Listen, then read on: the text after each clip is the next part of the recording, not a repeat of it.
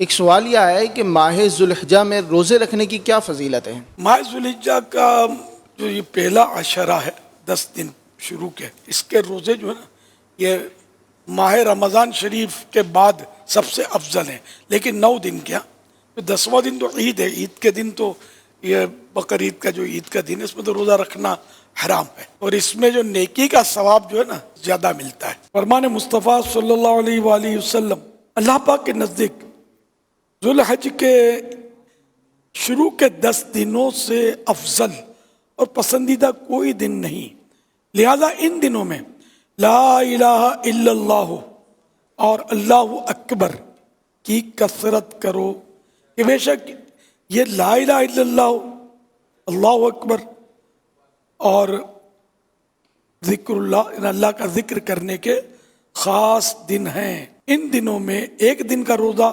1 سال کے روزوں کے برابر ہے، اور ان دنوں میں اعمال کا ثواب 700 گنا بڑھا دیا جاتا ہے۔ تو ان دنوں پڑھنا ہے لا الہ الا اللہ، اللہ اکبر، ہے نا، یہ زیادہ پڑھنا اور اللہ کا ذکر زیادہ کرنا ہے ان 10 دنوں میں، جیسا کہ فرمان مصطفیٰ صلی اللہ علیہ وسلم ہے، ان 10 دنوں سے زیادہ کسی دن کا نیک عمل اللہ کو محبوب یعنی پیارا نہیں۔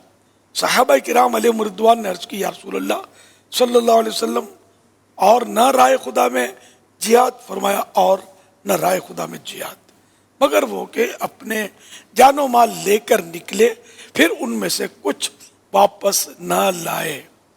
یعنی ان 10 دنوں میں صرف وہ مجاہد افضل ہوگا جو جان و مال قربان کرنے میں کامیاب ہو گیا۔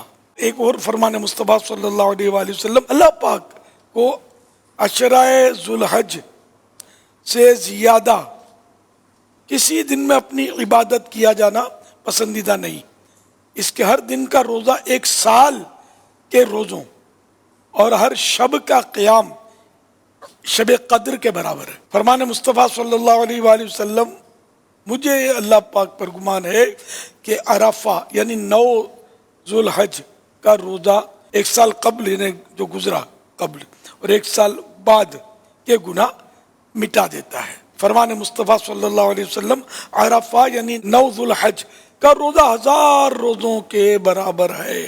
مسئلہ، مگر عرفات میں حاجی کو عرفے کا روزہ رکھنا مکروہ ہے۔ پھر حدیث پاک بیان کی گئی کہ حضرت سیدنا ابو ہریرہ رضی اللہ عنہ فرماتے ہیں، سرور کائنات صلی اللہ علیہ وسلم نے عرفے کے دن یعنی 9 ذوالحج کے روز حاجی کو عرفات میں روزہ رکھنے سے منع فرمایا۔ اللہ پاک ہم سب کو یہ سعادت بخشے اور اچھی نیت کے ساتھ اپنی رضا کے سائے میں یہ عبادت کرنے کی توفیق دے۔